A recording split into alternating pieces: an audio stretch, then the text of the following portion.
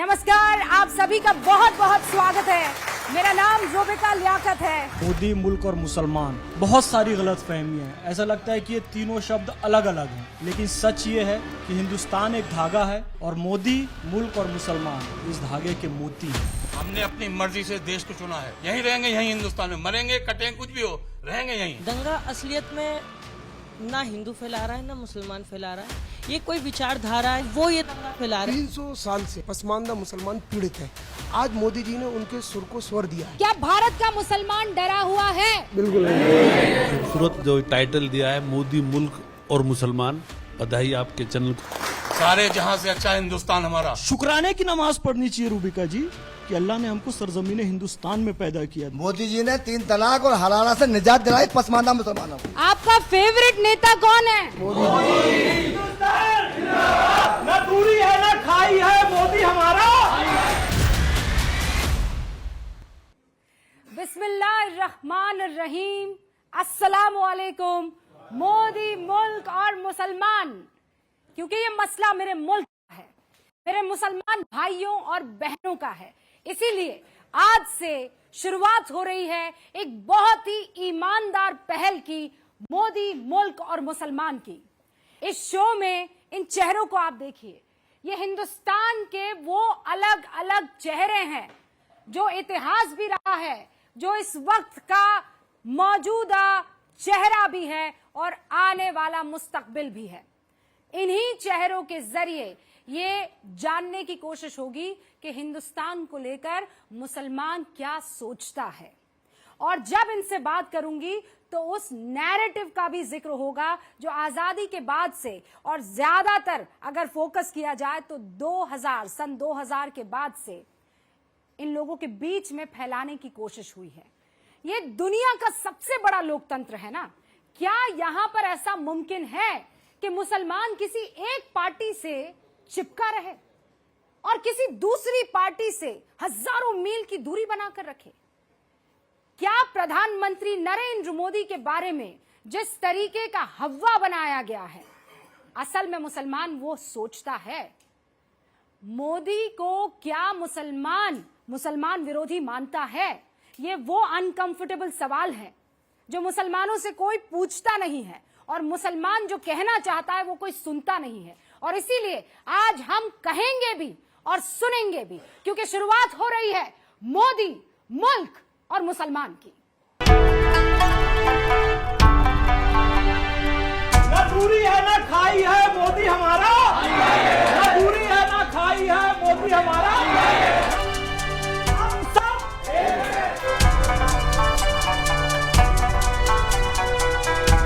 मैं appeasement politics का विरोधी हूं।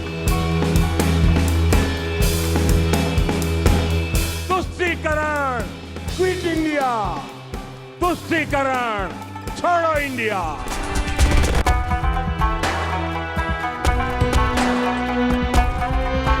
भारत के मुसलमान भाई बहनों को भी ये समझना होगा कि कौन से राजनीतिक दल उन्हें भड़का करके उनका फायदा लेने के लिए उनको बर्बाद कर रहे हैं।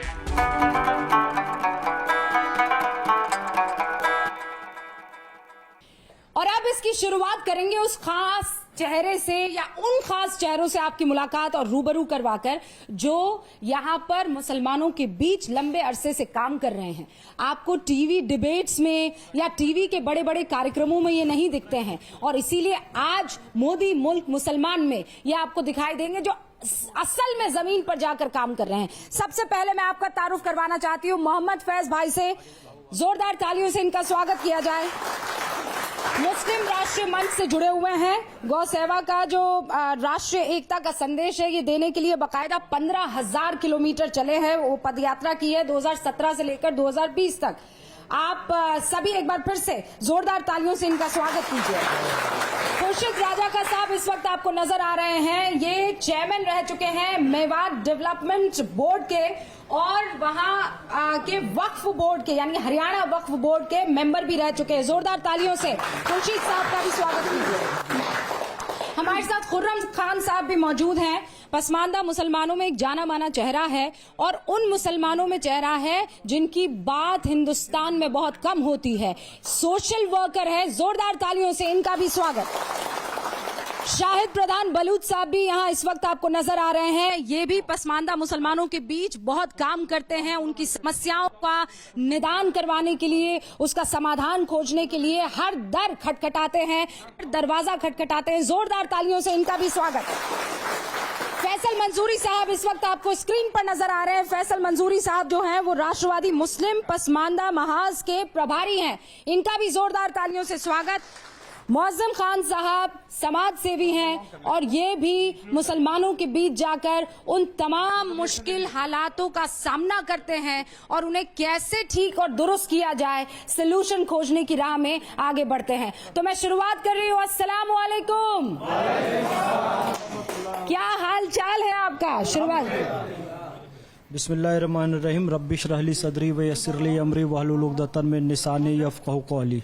बिरादरान हिंद, अस्सलाम वालेकुम रहमतुल्लाहि व बरकातहू। वालेकुम अस्सलाम। आज हमारी बहन रूबिका जी ने जो प्रोग्राम मुनक्किद किया है, मुझे बड़ी खुशी हो रही है। मोदी, मुल्क और मुसलमान, बहुत सारी गलत फहमियाँ हैं। ऐसा लगता है कि ये तीनों शब्द अलग अलग हैं, लेकिन सच ये है कि हिंदुस्तान एक धागा है और मोदी, मुल्क और मुसलमान इस धागे के मोती हैं। हम सब एक हैं। ऐसा है क्या? कोई ऐसा है जो कहता नहीं ऐसा नहीं है? भाई कुछ गलत फहमियां तो हैं जो दूर करनी जरूरी है। कुछ गलत फहमियां हैं, आपको ऐसा लगता है? नहीं, ऐसा कुछ नहीं लगता है जी। मोदी हैं तो मुमकिन है और सारे काम बढ़िया कर रहे हैं। हम पसमानदा मुसलमानों के लिए बढ़िया, और अब से कई नेता आए, कई मंत्री आए, हमें कोई समझा नहीं। इन्होंने इतना तो समझा।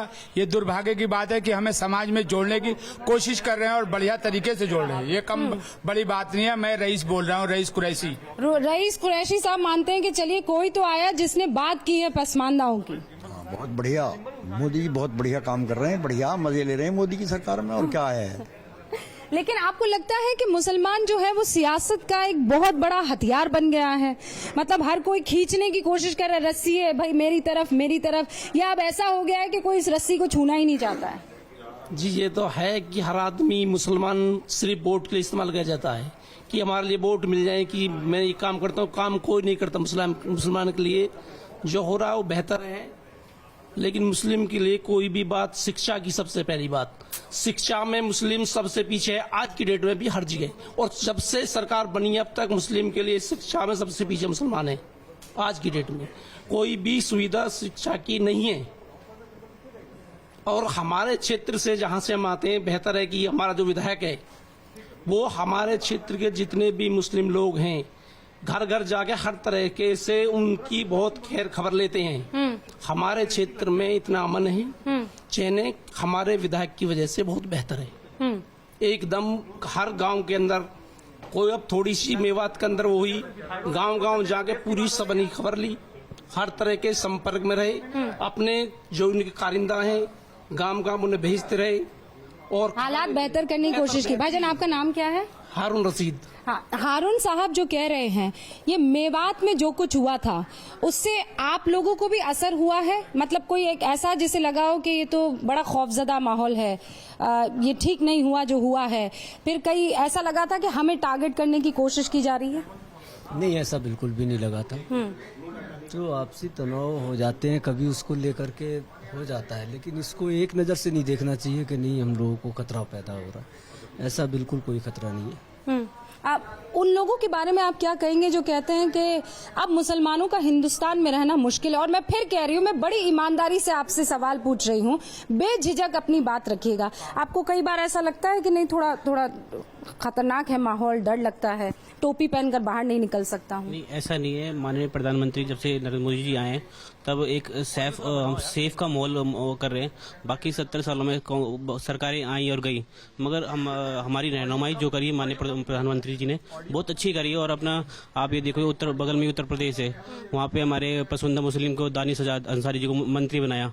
बगल में फिर अभी एक तारिक अनवर जी आए, उनको भी। तो हमारी रहनुमाई में हमें हिस्सेदारी भी दे रहे माननीय प्रधानमंत्री, तो उनका मैं दिल से शुक्रगुजार हूँ।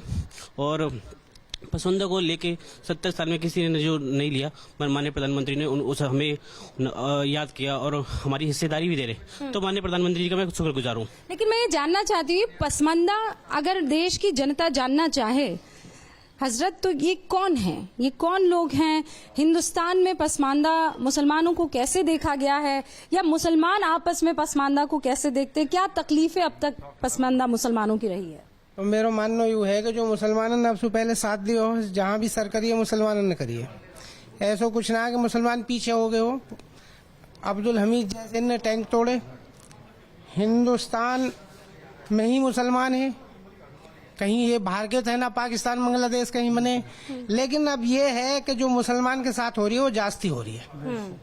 मुसलमानों को जीजा बन गए नहीं, फिर उनको दावत देने को आ रहे, वहाँ जो दंगो होगा तो फिर मुसलमान घर घर से उठा के नहीं थाने में घुसाए जा रहे हैं। लेकिन हमारे क्षेत्र से आपका इलाका सेफ है, लेकिन आपको लगता है कि जैसे जो नूह में हुआ, जो मेवात में हुआ, वो बहुत खतरनाक था, वो नहीं होना चाहिए था? आपको लगता है कि इंसाफ जो मिलना चाहिए वो इंसाफ नहीं मिल पा रहा? हक मिलना चाहिए। अगर सजाए है जिसकी मतलब जिसने भी जो कर्म करो है उसको सजा मिलनी चाहिए, ना कि ना हक को, ना हक फंसाए जा रहे हैं। हक को सजा मिलनी चाहिए, हम भी तैयार हैं। अगर हमको सजा है तो हम भी हक पर तैयार हैं। बिल्कुल। ये जो भाईजान ने बात की और बहुत अच्छी बात कही है, मन में अगर किसी तरह का कोई पसोपेश है, अगर किसी तरह का कोई संकोच है तो वो निकल कर आना चाहिए। लेकिन जब ये कहा जाता है कि छतों पर पत्थर रखे गए थे, ये वो लोग थे जो बाहरी थे, उस इलाके के नहीं थे, पूरी तैयारी जो है करके वहां पर वो, तो ऐसे में नहीं लगता है कि वो लोग जिन्होंने माहौल खराब करने की कोशिश की थी, मुसलमानों को आगे आकर उन लोगों के खिलाफ बोलना चाहिए कि ये है कौन, ये मुसलमान हो ही नहीं सकता, इस्लाम कैसे बचा सकता है पत्थर मार के? बिल्कुल जायज बात है। ये मुसलमानों का उसमें कोई रोल नहीं था। ऐसे भी पहले आती जाए, पहले ये प्रोपगंडा सारा रचा गया कि मुसलमानों के ऊपर थोप थाप के और ये दंगा कराया जाए। समझ रही हैं आप? तो किसी मुसलमान का अब जो है वहाँ पकड़ा जा रहा है, मुसलमानों को थाने में बंद कर दिया जो बेचारे जंगलों में रह रहे हैं, और उसके बाद 1.5 लाख 2 लाख रुपए तक रकम लेकर उनको छोड़ा जा रहा है और घरों से उठाए जा रहे हैं, लेडीजें परेशान हैं। तो इस तरीके का जो माहौल है, तो इससे हमें सभी मुसलमानों को तकलीफ है। हिंदू हो या मुसलमान हो, हम सब एक हैं। किसी की भी जान जा रही है तो वो एक इंसान मर रहा है। किसी की भी जान जा रही है तो एक इंसान यहाँ पर। आप तो उस इलाके से हैं, उस इलाके को लेकर देश के मुसलमानों के पास तरह तरह के वीडियोज गए, हिंदुओं के पास भी वीडियोस गए हैं, लेकिन आपको लगता है कि कोई एक सिस्टम है जो काम कर रहा है कि जितना दूर रहेंगे एक दूसरे से उतना बेहतर होगा? देखिए रूबिका जी, यहाँ मेवात से दूर के मुस्लिम समाज के लोग बैठे हैं, और मेवात का जो इतिहास है, राष्ट्रवादी इतिहास, वो बहुत बड़ा इतिहास है। उसको ये छोटे छोटे दंगे उस इतिहास को कमजोर नहीं कर सकते, उसको हटा नहीं सकते। मैं उस दंगे होने के बाद में मेवात में मैंने दौरा किया, लोगों से मिला, हिंदू भाइयों से, मुस्लिम भाइयों से, तो सबके सोचने का नजरिया अलग अलग होता है। मैं वहां भी कह के आया था कि उसमें जैसे कहीं मोनू मानेसर का नाम लिया जा रहा था, कहीं वहां एक विधायक का नाम लिया जा रहा था।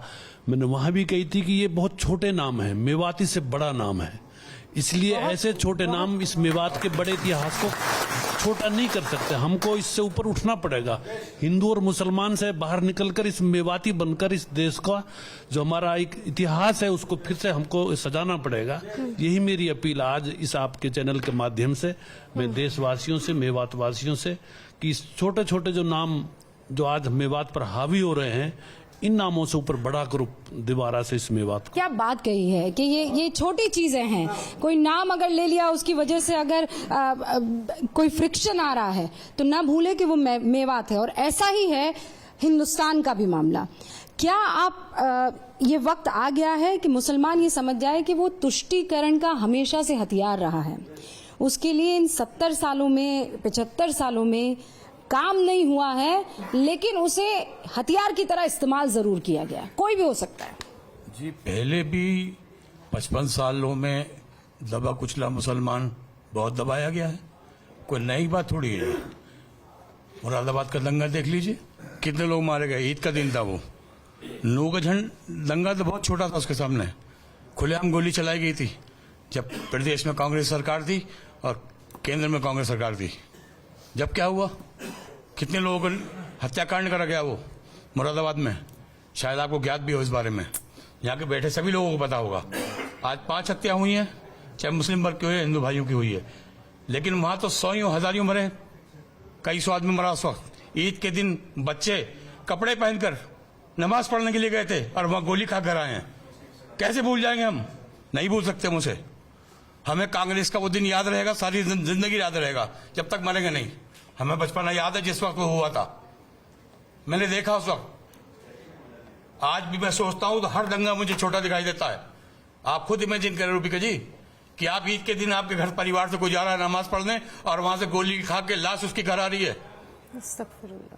सोचिए आप, मुसलमान अगर पाकिस्तानी होता तो पाकिस्तान चला जाता। जब भी हमने अपनी मर्जी से देश को चुना है माशाल्लाह, और देश के लिए जान देंगे, जान। सारे जहां से अच्छा हिंदुस्तान हमारा, अपनी जान इस देश के लिए दे देंगे, पाकिस्तान के लिए नहीं देंगे। पाकिस्तान क्या लगता है हमारा? लोग कहते हैं आसानी से पाकिस्तान चले जाओ। क्यों चले जाए पाकिस्तान? यहीं रहेंगे हिंदुस्तान में, यहीं रहेंगे, यहीं हिंदुस्तान में मरेंगे, कटेंगे, कुछ भी हो, रहेंगे यहीं। ये हमारा देश है। ये कितनी बड़ी बात कही है, ये कितना बड़ा ऐलान है। कुछ भी हो जाए, जाएंगे नहीं, ये हमारा घर है, यहाँ मर जाएंगे, कट जाएंगे, हिंदुस्तान के लिए शहीद हो जाएंगे, लेकिन कोई कहने ना पाए कि जाओ पाकिस्तान। ये हो नहीं सकता है। जो शिकायतें हैं उसी को तो दूर करनी है, और शिकायतें सिर्फ आपको है या आपसे भी लोगों को है, ये बहुत महत्वपूर्ण सवाल है। आपको लगता है कि नहीं, हमें भी बाहर निकलकर जो हमारे लिए भ्रांतियां हैं, जो गलत फहमियां हैं, वो दूर की जाए? जो बहुत से लोग ये सोचते हैं कि मुसलमान दंगा फैला रहे हैं या हिंदू दंगा फैला रहे हैं, दंगा असलियत में ना हिंदू फैला रहा है ना मुसलमान फैला रहा है। ये कोई विचारधारा है, ये कोई सांप्रदायिक सोच है, कुछ है, तो वो ये दंगा फैला रहे हैं। ये हमारी गलत फहमियां हैं कि उसको उसके खिलाफ भड़का दो, वो उसके खिलाफ भड़क जाए। ये हमारे हिसाब से बहुत गलत, इतना गलत है ये इंसानियत के नाते कि हम कुछ कह भी नहीं सकते। और अगर देखा जाए तो पसमानदा मुसलमान को 85% भारत में है। ये 85% होने के नाते इनकी शिक्षा पे ज़्यादा ध्यान दिया जाए, इनको क्या कहते हैं पढ़ने के लिए प्रेरित किया जाए और इनको आगे शिक्षा दी जाए, और इनके लिए स्कूल, अस्पताल और जैसे रोजगार जैसी चीजें इनके लिए की जाएं तो ये ज्यादा बेहतर रहेगा।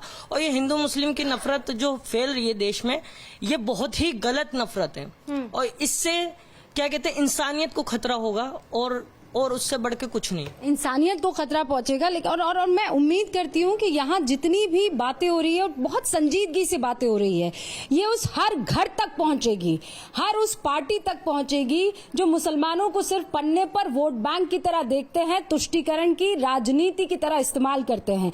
लेकिन एक सवाल ये भी पूछा जाता है, हजरत की जो बेटियां हैं उनको हम पढ़ाने ही नहीं देते, हम पढ़ने ही नहीं देते। हम कहते घर पे रहो, खाना वाना बनाओ, शादी करके दूसरा घर बसाओ। ये सच है कि झूठ? ये झूठ है, ऐसा कुछ नहीं है। आज भी हमारे बच्चे 12th में पढ़ रहे हैं और अच्छी साइंस की पढ़ाई कर रहे हैं। आपकी बेटी है? हाँ, बेटी है, और 12th पढ़ रही है और साइंस की पढ़ाई कर रही है। ऐसा कुछ नहीं है। और मोदी जी अच्छा काम कर रहे हैं, बच्चों के लिए भी, सब शिक्षा के लिए भी, और काम बहुत अच्छा हो रहा है। लेकिन कुछ लोगों ने जो मुसलमानों को बदनाम कर रखा है, गलत नजरिए से देखते हैं। ये वो कौन लोग हैं? कुछ हैं उपरवादी लोग जो हैं, लोगों को भड़काते, भाईचारे को खराब करते हैं। उन लोगों ने खराब कर रखा है, ऐसा कुछ नहीं है। बहुत बढ़िया। ये एक जो बहस चली थी वो ये भी चली थी कि क्योंकि बच्चों की पढ़ाई को लेकर है कि हिजाब वर्सेस खिताब, कि या तो खिताब उठाएगी या फिर हिजाब पहनेगी। देखिए, ये जो रूबिका जी, जो कट्टरपंथी मानसिकता के जो लोग हैं वो इस तरीके की बातें करते हैं। आज का मुसलमान यहाँ खड़ा है कि जो पसमानदा मुसलमान है, क्योंकि जैसे आपने इस शो को जब शुरू किया तब आपने पसमानदा मुसलमान का जिक्र किया, लेकिन अभी तक पसमानदा मुसलमानों पर बात नहीं हो पाई, जो और जितने मेरे भाई बोल रहे थे, अब तक साथी बोल रहे थे। देखिए, 300 साल से, उससे भी ज़्यादा से पसमानदा मुसलमान पीड़ित है। आज मोदी जी ने उनके सुर को स्वर दिया है, तो पसमानदा मुसलमान मोदी जी को धन्यवाद देता है। मैं ये समझता हूँ कि वो धन्यवाद आज ही नहीं, सदियों तक धन्यवाद देता रहेगा। देखिए, अभी हाल ही में 2022 का चुनाव उत्तर प्रदेश में गया, मुझे ये कहने में ना ही कोई दुख है, और मैं अपनी बात को बिल्कुल खुली तरीके से रखता हूँ। यहाँ पर बैठे हुए जितने मुस्लिम समाज के लोग हैं, बहुत ही कम लोग ऐसे होंगे जिन्होंने भारतीय जनता पार्टी को वोट दिया है, लेकिन उसके बाद भी पूरे प्रदेश के अंदर मुसलमानों ने वोट 98% समाजवादी के पक्ष में किया, पसमानदा मुसलमान ने भी किया। लेकिन प्रधानमंत्री जी ने दानिश आजाद अंसारी जी को विधान परिषद भेजकर मंत्री बनाया, तो विश्वास अर्जित करने का काम किया है। ऐसे ही अशफाक सैफी को अल्पसंख्यक आयोग का चेयरमैन बनाया, तो पसमानदा मुसलमानों का विश्वास अर्जित किया है।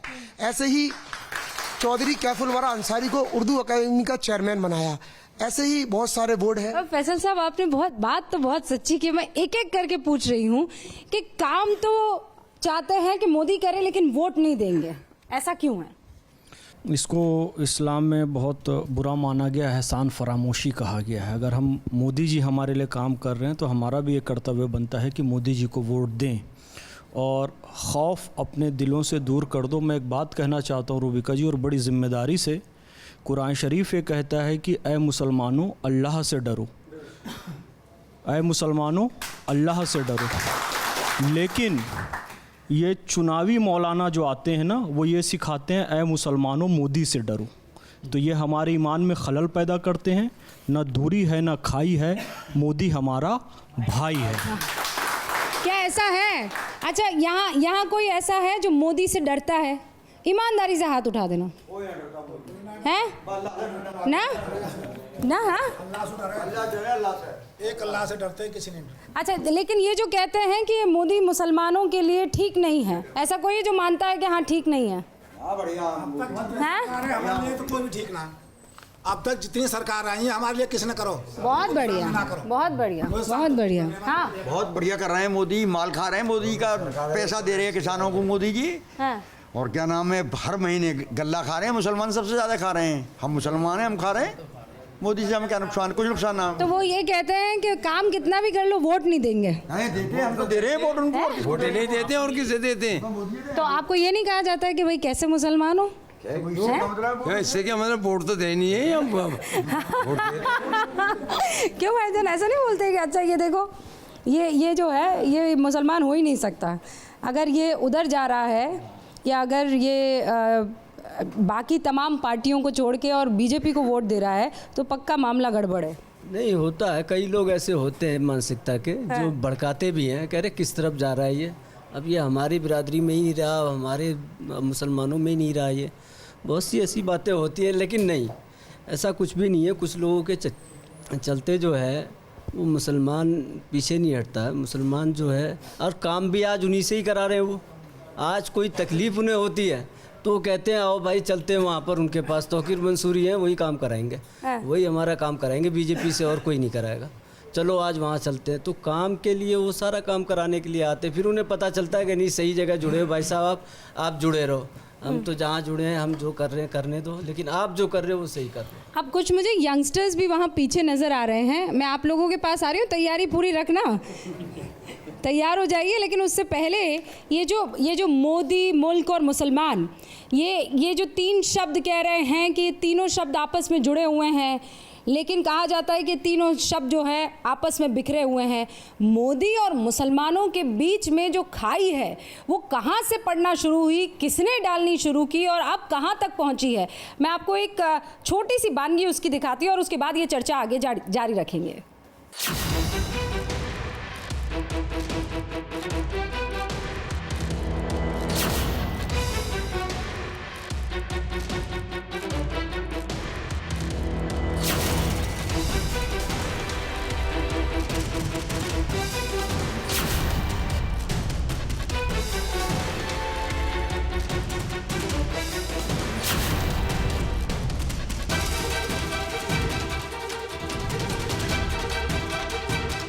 कुछ दंगों के आंकड़े हैं और इन दंगों में जो सबसे कॉमन चीज है वो है कांग्रेस सरकार। ये तथ्य हैं जिन्हें झुटलाया नहीं जा सकता। लेकिन इन दंगों के बावजूद देश की एक पार्टी एंटी मुस्लिम नहीं बनी और एक शख्स जो पहली बार सीएम बना, उसके सीएम बनने के कुछ ही दिन बाद दंगे हुए और नैरेटिव ऐसा सेट किया गया कि वो शख्स एंटी मुस्लिम है। 2002 के गुजरात दंगों की बात हो रही है। क्या नैरेटिव सेट किया गया कि नरेंद्र मोदी एंटी मुस्लिम है? उनकी छवि कैसे बनाई गई कि वो मुस्लिम्स के लिए काम नहीं करते, मुस्लिम इलाकों में विकास नहीं करते और न जाने क्या क्या। सवाल बस एक, क्या नरेंद्र मोदी ने कभी कोई मुस्लिम विरोधी बात कही है?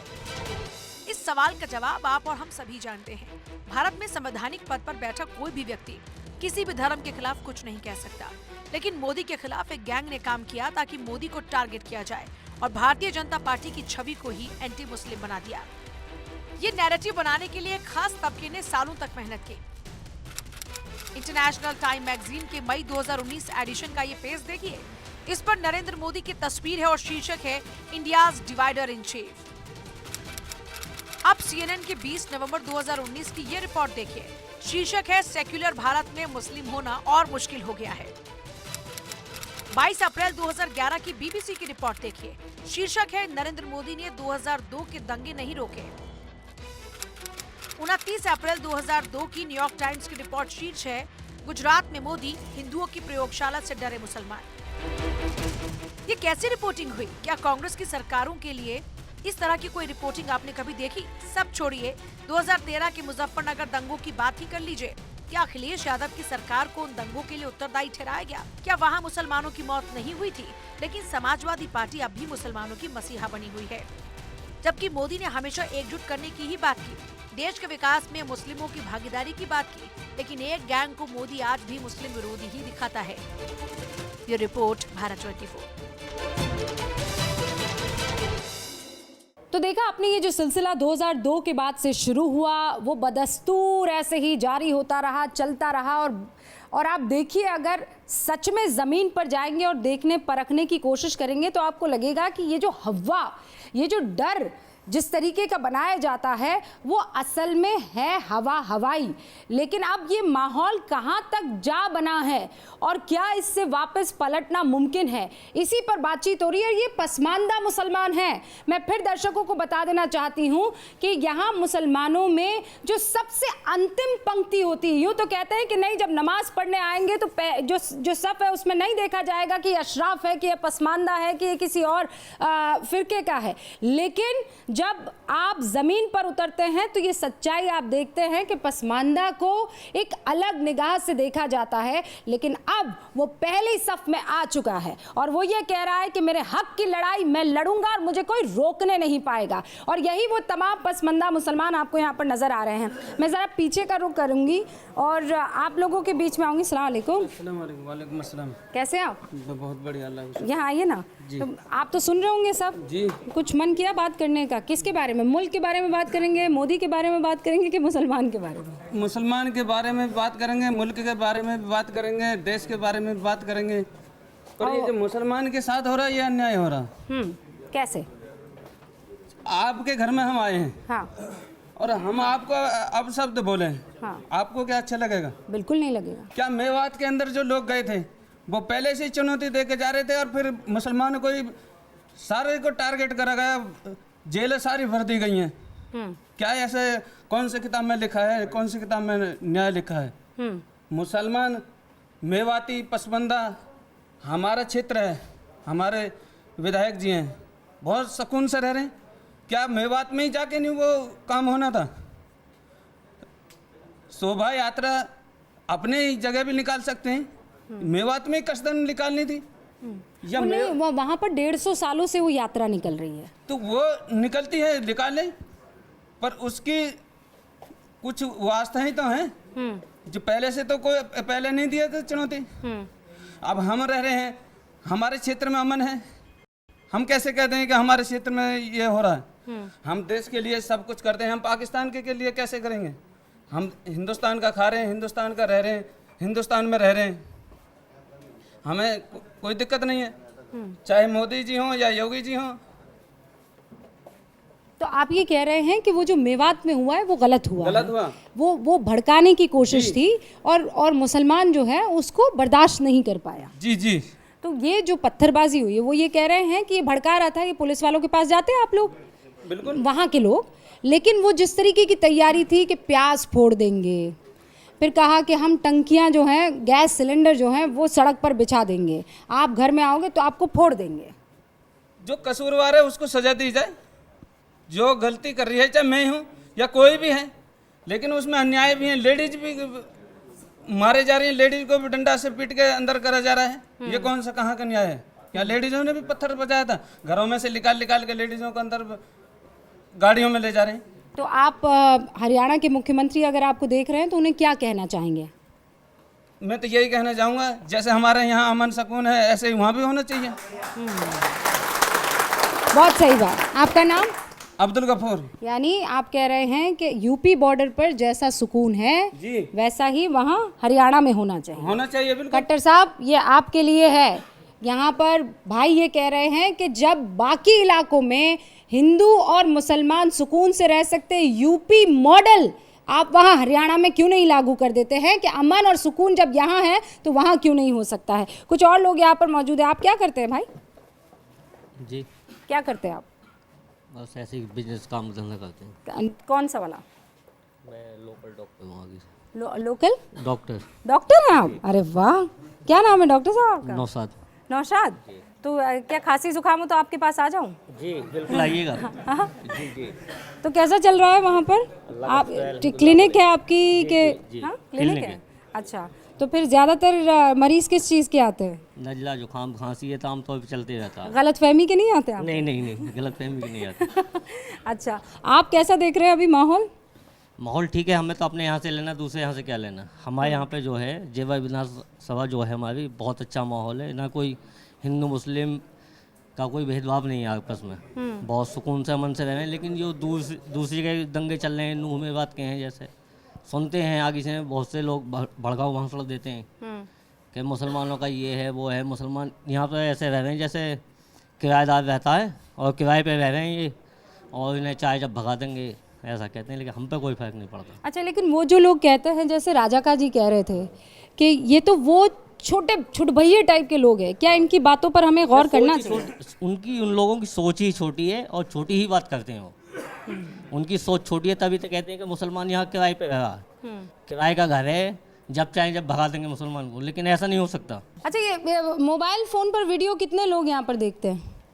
वो जो जगह जगह से आते हैं, देखिए 2 हाथ खड़े हुए हैं, सभी देखते हैं ना? हाँ, सब देखते हैं। सब देखते हैं। तो इसका असर होता है कि नहीं होता है? मैं मोहम्मद इस्लाम शकलानी में बाती बोल रहा हूँ।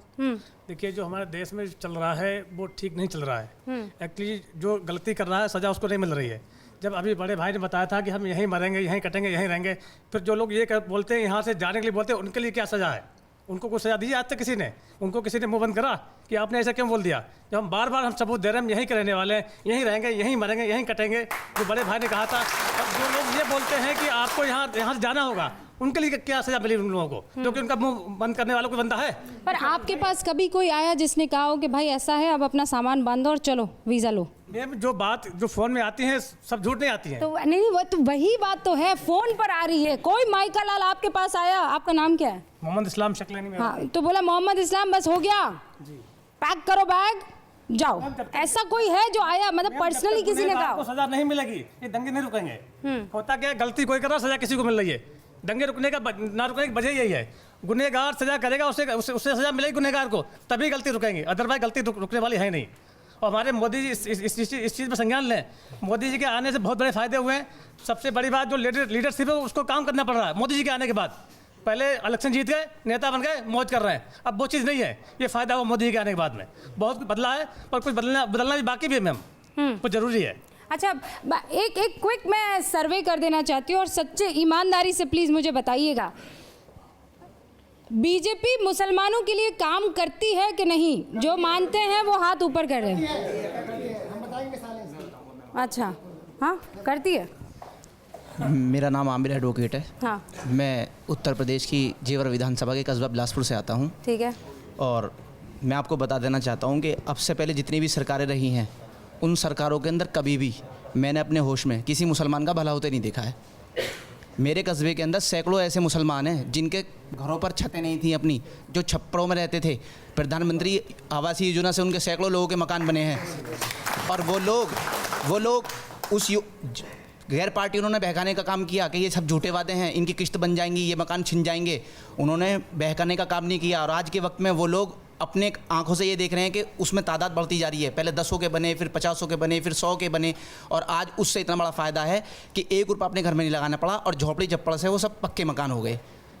और रही बात गुंडागर्दी की, जेवर विधानसभा के जो हमारे लोकप्रिय विधायक हैं, जब से वो वहाँ से बीजेपी से विधायक बने हैं, हमारे यहाँ पे क्या होता था पहले, गैर सरकारों के अंदर गुंडे व्यापारियों के ठले पर पिस्टल रखकर पैसा उठा लेते थे, सामान ले जाते थे और कुछ पैसा नहीं देते थे, उनकी मजबूरी हुआ करती थी।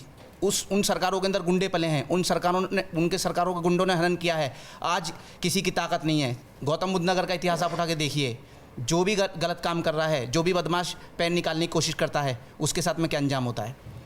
और सरकार ने महिलाओं के लिए वृद्धा पेंशन योजना, महिलाओं के लिए, लड़कियों के लिए शादी के लिए पैसे की व्यवस्था, सारे काम इस सरकार के अंदर ऐसे हो रहे हैं। ये भाई सही बोल रहे हैं या कोई है जो कहने वाला है कि नहीं गलत है? हाँ, सही बोल रहे हैं, बहुत अच्छा बोले हैं और सही बोले हैं।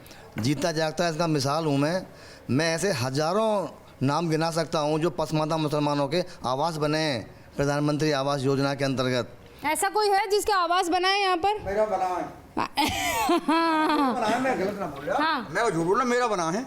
आपका बना है? हाँ बना है। कहाँ बना? 300 बने रबूपुरा कस्बा के अंदर। अच्छा। हाँ 250-300 बने मुसलमानों के, एक के ना 250-300। हाँ, हिंदुओं को कम बने, मुसलमानों को ज़्यादा बने।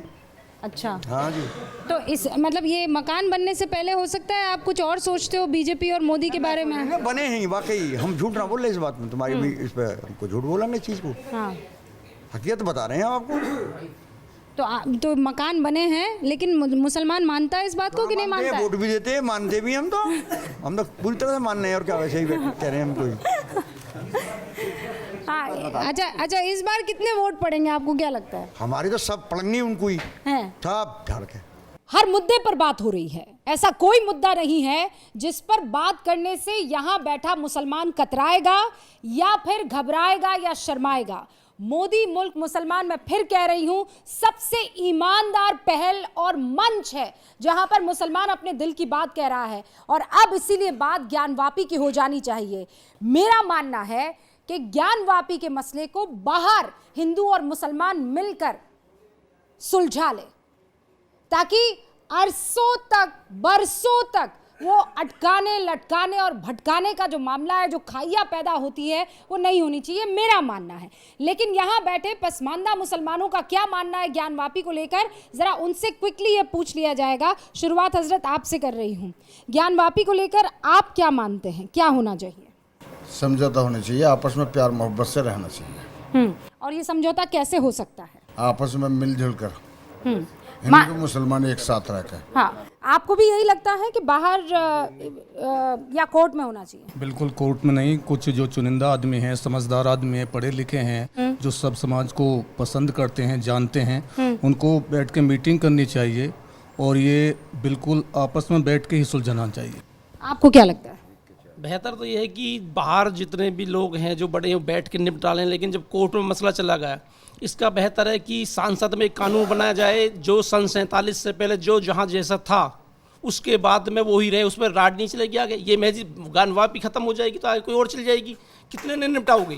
बेहतर ये है कि सन 47 से बाद में देश आज़ाद होगा, उससे पहले जो स्थिति जिसकी थी वो वैसी रहनी चाहिए। अब हम 500 साल पुराने करा दें, अब से हम चले जाएंगे, अब से पीछे कोई और भी, अब से पहले कितने राजा महाराजा यहाँ चले गए, और अब से पीछे भी कितने आएंगे, जब तक दुनिया है कि दल क़यामत तक आते रहेंगे। पर अब मैं आपसे एक बहुत जिसे कहते हैं पॉइंटेड सवाल पूछती हूँ कि ये जितने भी लोग आए थे, चाहे वो औरंगज़ेब आया, अकबर आए, या जितने भी तमाम मुग़ल आए, ये इस्लाम फैलाने आए थे कि अपना वर्चस्व फैलाने आए थे? देखो, विदेश से आए औरंगज़ेब, लोग कहते हैं औरंगज़ेब कट्टर था, उसने हिंदुओं को मुसलमान किया और है हुए, लेकिन जो दिखाया जाता है वो असलियत नहीं है। उसने एक जजिया कर लगाया था, ना कि उसने किसी ज़बरदस्ती की थी, एक जजिया कर, उसका फैसला है। बनारस के अंदर आज मस्जिद मौजूद है, जो पंडित की लड़की जो भेष बदल के जहाँ मस्जिद पाई थी, उसने देख के पहचान लिया था और वहाँ जाकर इंसाफ करा था। जो उस टाइम सुबह सालार था उसका, उसने उसको वहीं कत्ल करवा दिया था। आज उसका इंसाफ नहीं वो तो मैं समझ गई, हम वो उस इंसाफ पसंद था कि न्याय प्रिय था, मैं उसकी बात नहीं कर रही हूँ। मैं सिर्फ आपसे सिंपल सा सवाल पूछ रही हूँ कि वो इस्लाम के लिए आया था कि वर्चस्व फैलाने के लिए? मतलब वो हुजूर के अहलो अयाल थे कि वो एक राजा भर था जिसने मंदिर तोड़ के मस्जिद बनाई, तो एक समझदार मुसलमान को इन हिंदुओं की मंदिर जो है वो उनको नहीं सौंप देनी चाहिए। अगर देखो कोई भी राजा है मंदिर तोड़ के तो कोई भी किसी भी धर्म को अपमानित करेगा, वो गलत है। मंदिर है मस्जिद हो, आज हुकूमत मान लो आज मेरी है कल तुम्हारी है, ये मतलब नहीं है कि मैं तुम्हारे धर्म चीज को, धर्म सबका अपना अपना आज़ाद है। धर्म हमारे देश का तो संविधान के तहत आज़ाद है, लेकिन धर्म कोई भी हुजूर के ज़माने में भी ये तो हुजूर के ज़माने में भी था, जो गैर मुस्लिम थे अमानत के लिए हुजूर के पास अपनी चीज रख जाते। क्यों? गैर एक वाकया है, हजरत उमर का एक वाकया है। हजरत उमर जो है, जो ईसाई थे, उनकी एक बहुत बड़ी चर्च थी, वहाँ पर गए थे, तो नमाज का वक्त हो गया, तो हज़रत उमर को वहाँ चर्च के पादरी ने कहा कि आप यहाँ चर्च में नमाज पढ़ लो, ये वाकया है। हाँ, तो हज़रत उमर ने कहा कि मैं यहाँ नमाज नहीं पढ़ूँगा। तो पादरी ने कहा आप यहाँ चर्च में नमाज क्यों नहीं पढ़ेंगे? तो उन्होंने कहा इसलिए नहीं, ये तो अल्लाह का, पूरी दुनिया अल्लाह की है, मैं जहाँ नमाज़ पढ़ूँगा कबूल हो जाएगी, लेकिन मैं यहाँ नमाज़ पढ़ लूँगा तो फिर मेरे पीछे हर मुसलमान यहाँ नमाज़ पढ़ेगा और फिर ये चर्च नहीं मस्जिद हो जाएगी। तो हज़रत उमर ने जब इतनी बड़ी बात की, तो क्या हमें इस बात का ख्याल नहीं रखना चाहिए, क्या आपको नहीं रखना चाहिए कि अगर हिंदुओं की आस्था का वो केंद्र है, लड़ाई तब होती जब हमारे हुजूर का कुछ लेना देना वहाँ उस मसले से होता और शिव जी का होता, फिर हम कहते कि नहीं ये बहुत बड़ी लड़ाई है।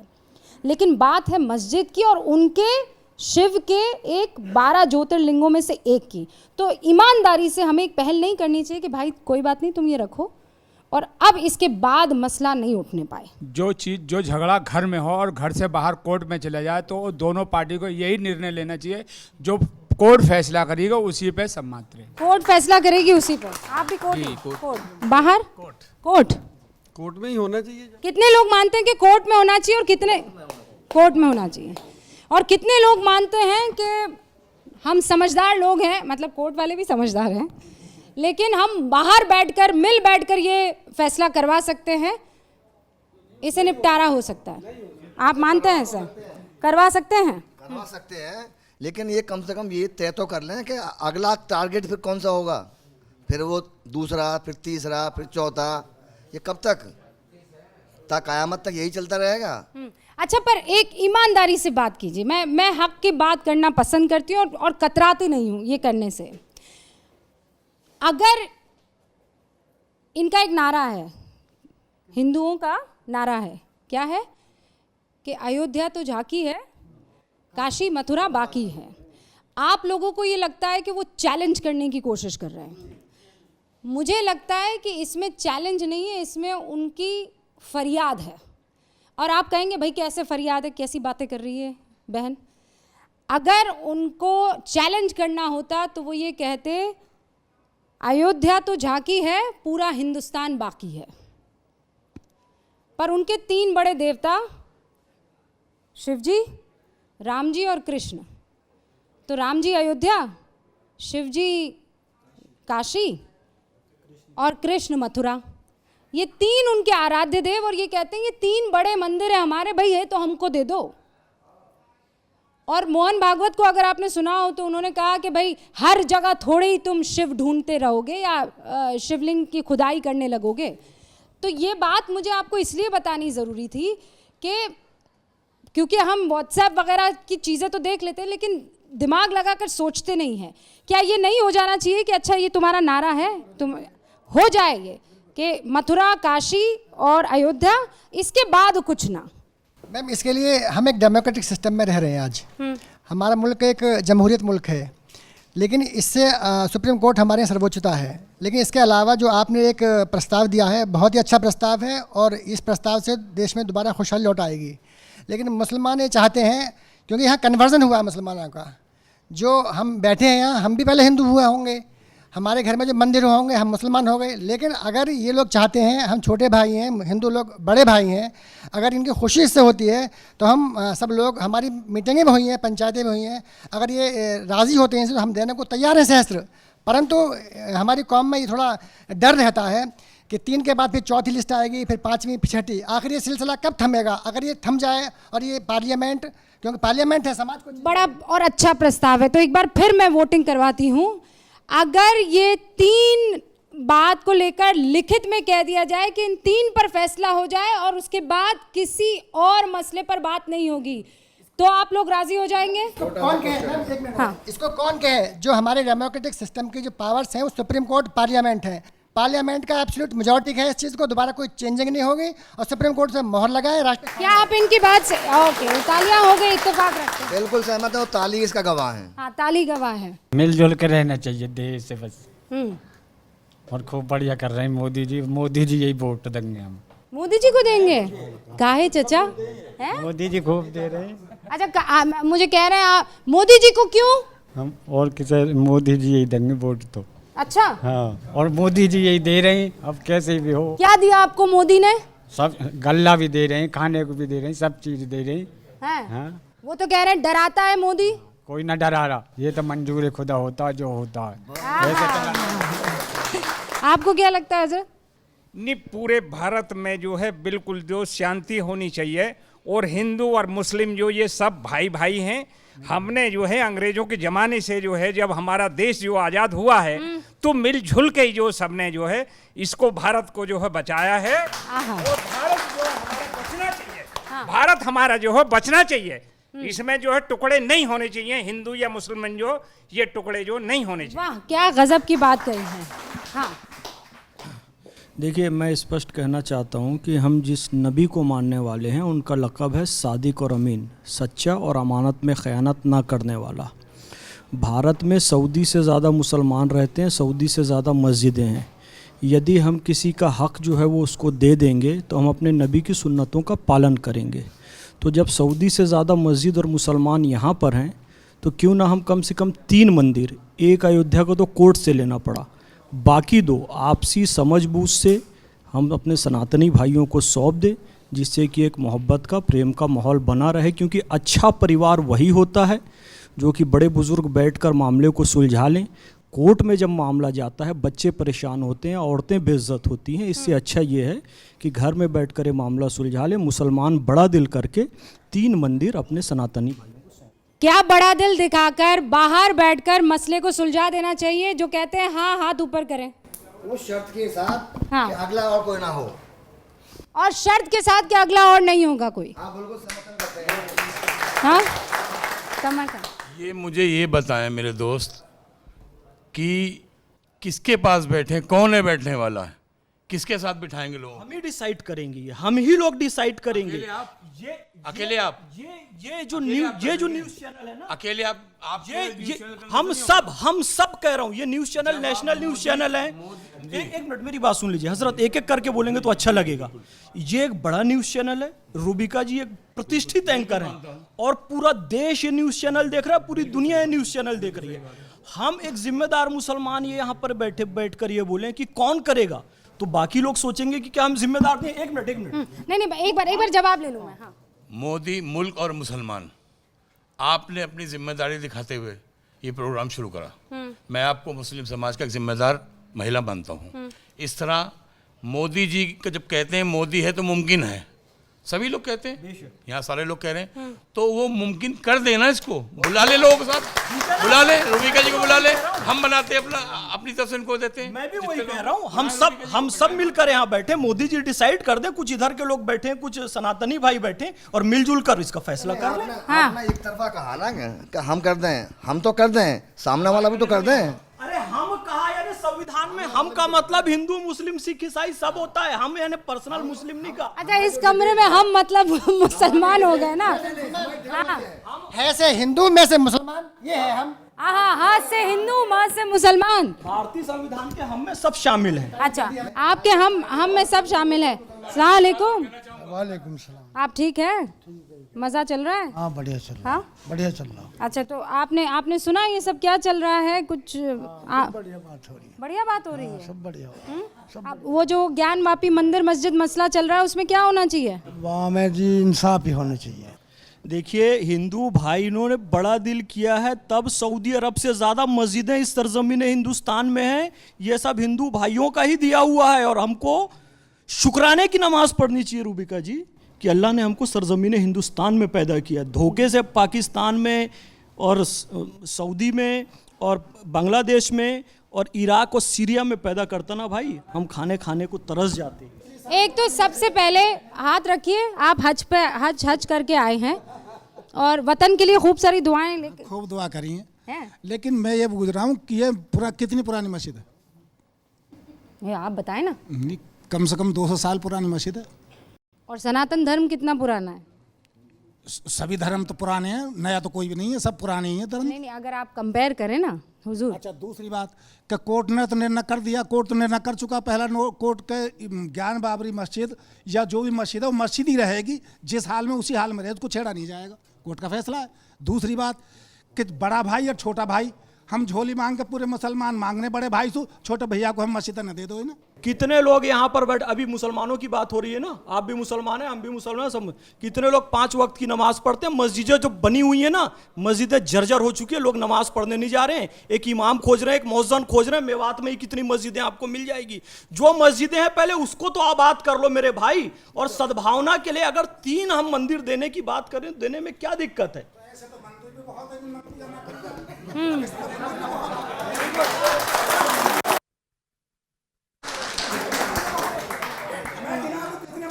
जिस 3 हजरत जिस 3 मंदिर को लेकर विवाद है, जिससे देश में अमन, भाईचारा, एकता आ सकती है, हम केवल उसको देने की बात कर रहे हैं। कुछ लोगों ने बड़ा भाई दे दे करके ना मेरे भाई पाकिस्तान मांग लिया, बांग्लादेश अलग कर दिया, देश का इतना बड़ा टुकड़ा कर दिया। बड़ा भाई दे दे, बड़ा भाई दे दे करके 3 बड़े भाई को भी दे दो। ओके, 3, हाँ। सिर्फ हम हमेशा इसी में रहेंगे कि एक टाइम आएगा जब हम भी रहेंगे इस पोजीशन में। अगर मुद्दा सुलझा तो दे देंगे। हाँ। अरे जो जिंदे लोग जलाए जा रहे हैं, अरे जो गौरक्षा के नाम पर मारे जा रहे हैं, शहर से भगाए जा रहे हैं, हाँसी में नारे लग रहे हैं, मुसलमान कोई दुकान पे नहीं रहेगा, मुसलमान कोई नौकर नहीं रहेगा, मुसलमान कोई फैक्ट्री में रहेगा। इसको क्या इलाज, इसका बता दो। इलाज इसका इलाज। हाँ। एक वर्ग के लोग नहीं मर रहे हैं, एक वर्ग के लोग नहीं मर रहे हैं। कश्मीर में पूरा जिनोसाइड हो गया हिंदुओं का। डॉक्टर नारंग को मारा गया, कश्मीर में पूरा जिनोसाइड किया। सैकड़ों हजरत अपन एक एक करके बोलेंगे, हम एक एक करके बोलेंगे तब सुनेंगे। कोई एक वर्ग के लोग नहीं मर रहे हैं। कश्मीर में जिनोसाइड हुआ, डॉक्टर नारंग को मारा गया। सैकड़ों ऐसे उदाहरण हैं जो हिंदू भाई भी खत्म हुए। हम केवल मुसलमान होकर मुसलमान की आवाज उठाएं। अच्छा, एक सेकंड नजर। देखिए, ये कोई मुद्दा नहीं है। आज जैसे ज्ञान वापी या जो अभी मोनू मानेसर, ये कोई मुद्दा नहीं है। आज आपने जो शो रखा है मोदी मुल्क और मुसलमान, मैं समझता हूँ कि आज पसमानदा पर और यूसीसी पर बात होनी चाहिए, ना कि ये सब बहुत बेकार की बहस हो रही है यहाँ पर। मैं इससे सहमत नहीं हूँ। मैं अनकंफर्टेबल फील कर रहा हूँ यहाँ पर बैठकर। ये ऐसा थोड़ी है कि आपने एक हल्ला बना दिया कि आज जो माहौल है, आज जो देश की बेसिक जरूरत है, पसमानदा मुस्लिम की बेसिक जरूरत क्या है, हम उस पर बात होनी चाहिए। और मुद्दे को जो है शुरू से, रूबिका जी आपके चैनल, आपका बड़ा चैनल है। अच्छा ठीक है, मैं समझ गई। सर मुझे बताइए ना, पसमानदा मुसलमान को क्या चाहिए? मैं यहाँ से लेकर अंत तक पूछ लेती हूँ, क्या चाहिए आपको, क्या चाहिए? मैं जो कह रहा हूँ, पहले आप मेरी वो बात सुनिए।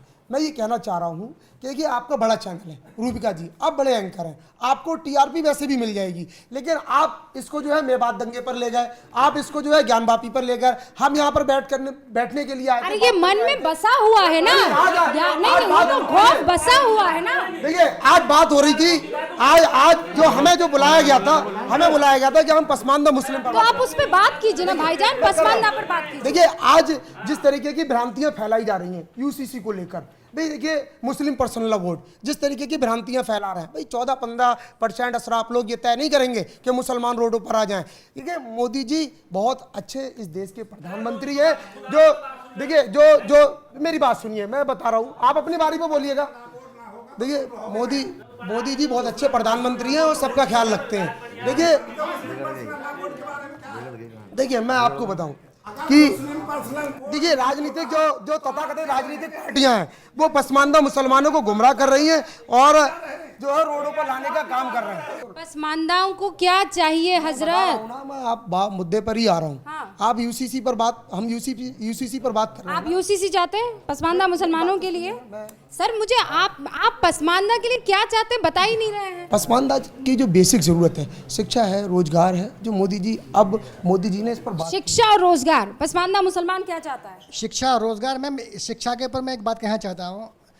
देश को आज़ाद हुए लगभग 70-72 साल हो गए और जो बहुत सारी पार्टियां आई उन्होंने कभी भी पसमानदा मुसलमानों की एजुकेशन के बारे में कभी नहीं सोचा। हाँ। मोदी जी एक वाहिद प्रधानमंत्री ऐसे रहे हैं जिन्होंने ये तय किया है कि मुसलमानों के लिए डिग्री कॉलेज होने चाहिए, आवासीय विद्यालय। आप कह रहे हैं एजुकेशन सबसे बड़ा प्लान है, आपको क्या लगता है मोदी का पसमानदा प्लान क्या है? शिक्षा रोजगार। आप? शिक्षा रोजगार। ये दोनों मुसलमानों तक पहुंचा दिए जाएंगे आपको लगता है? ये रोजगार तो होना ही चाहिए। जब तो अभी थोड़ी देर पहले आई है कि मतलब मुसलमानों के मकान ज़्यादा बनाए गए। जब रोजगार ना तो गरीब है ही है वे तो उनको जब रोजगार मिलेगा जब तो भैया बराबरी पिलाएंगे। अच्छा आपको ये पता है कि भाई सिख जो हैं जो पगड़ी बांधते हैं, जो सिख हैं वो भी माइनॉरिटी हैं, अल्पसंख्यक हैं और मुसलमान भी अल्पसंख्यक हैं। आपको पता है मुसलमानों की इस वक्त जो है संपत्ति कितनी है? एवरेज मुसलमानों की संपत्ति है लगभग 15,47,000 के आसपास। आपको पता है उसी सिख की जो अल्पसंख्यक है संपत्ति कितनी है? कोई एक मुझे बता दें। एवरेज मुसलमान की है लगभग 15 लाख के आसपास और एक सिख की है 47 लाख, लगभग 50 लाख। हम में और उनमें हम दोनों अल्पसंख्यक हैं। फर्क देख लीजिए, एक 15 लाख है और एक 50 लाख है। इसके पीछे की वजह आप समझ रहे हैं।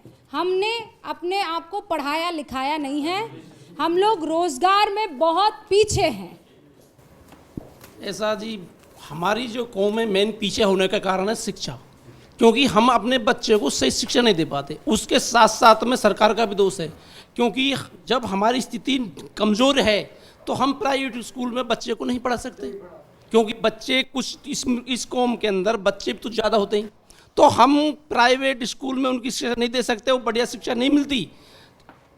जितने भी सरकारी स्कूल हैं, प्रधानमंत्री से मैं अपील करना चाहता हूँ आपने के चैनल के जरिए, जितने भी मुस्लिम इलाके हैं उनमें स्पेशली कॉलेज खोले जाएं, स्पेशली जो भी सरकार के स्कूल हैं उनमें बिल्कुल स्थिति डाउन है। एक बड़ी रिक्वेस्ट है, माननी चाहिए। शिक्षा सबसे महत्वपूर्ण है। आप में से कितने लोग मानते हैं मुसलमानों को पढ़ाई लिखाई किसी भी कीमत पर करनी होगी? हाँ में जवाब दीजिए या ना में? हाँ, सब मानते हैं। अब एक और रैपिड फायर राउंड मैं आप लोगों के लिए कर रही हूँ। रैपिड फायर राउंड मतलब मैं सवाल पूछूंगी, आपको जवाब देना है। क्या भारत का मुसलमान डरा हुआ है? बिल्कुल नहीं। पक्का? कोई ऐसा है जो कहता है हाँ मुसलमान डरा हुआ है? नहीं है। मैं भी यही मानती हूँ। सरकारी योजनाओं में क्या मुसलमानों के साथ भेदभाव होता है? हाँ या नहीं? नहीं होता। आपका फेवरेट नेता कौन है और ऐसा क्यों? मोदी जी को इसलिए अच्छा मांगते हैं कि इसमें किसी में भेदभाव नहीं हुआ। अनाज मिलता है तो वो सबको मिलता है। किसानों को सिंचाई में जो सुविधा मिलती है फ्री सिंचाई है, वो मुसलमानों को भी हिंदुओं को भी है। दवाई अस्पतालों में फ्री मिलती है, हिंदुओं को मिलती है, मुसलमानों को मिलती है। मकान जो बनाए जाते हैं हिंदुओं को बनाए जाते हैं, मुसलमानों को बनाए जाते हैं। इसलिए मोदी जी किसी में भेदभाव नहीं करते हैं, सब काम करते हैं। इसके बावजूद मैं एक बात और कहना चाहूँगा, किसी के कहने से नहीं कह रहा हूँ। हम विधानसभा जेवर में रहते हैं, वहाँ पर हमारे धीरेन्द्र सिंह जी विधायक हैं, बीजेपी से हैं। हमारे जेवर में कुछ मुस्लिम लोगों के साथ में लूट हुई रात में। जितेंद्र प्रताप जी उन्हें लखनऊ लेके गए, योगी जी से मिलवाए, लूट का पर्दाफाश किया गया, वो सब लोग पकड़े गए। यदि ऐसे नेता बीजेपी के सब जगह हो जाएं तो यहाँ भेदभाव खत्म हो जाएगा। क्या आपको लगता है कि इस शख्स ने पसमानदा मुसलमानों के लिए कुछ अच्छा किया है? बहुत किया है। हाँ कि ना? क्यों, कैसे अच्छा किया, जल्दी बता दीजिए। हाँ, ये आपको देखिए, आज तक किसी भी पार्टी ने पसमानदा मुसलमानों को राजनीतिक हिस्सेदारी नहीं दी। मोदी जी ने राजनीतिक हिस्सेदारी दी। मोदी जी ने राजनीतिक हिस्सेदारी। प्रधानमंत्री जन विकास कार्यक्रम के तहत कई हजार करोड़ का फंड दिया है, जिससे कॉलेज बन रहे हैं, डिग्री कॉलेज बन रहे हैं। आपको क्या लगता है? मोदी जी ने बहुत कुछ किया है, सभी वर्गों के लोग ने किया है। पहले तो मैं आपको बधाई देता हूं, जो आपने खूबसूरत जो टाइटल दिया है, मोदी मुल्क और मुसलमान।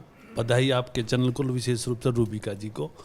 और जो ये सवाल आप इस देश के सामने, आपने एक सवाल मानता हूं मैं इसे, हमारे सामने, सबके सामने, इस चैनल पे जो बैठे हैं उनके सामने भी, जो देख रहे हैं उनके सामने भी सवाल है सोचने का।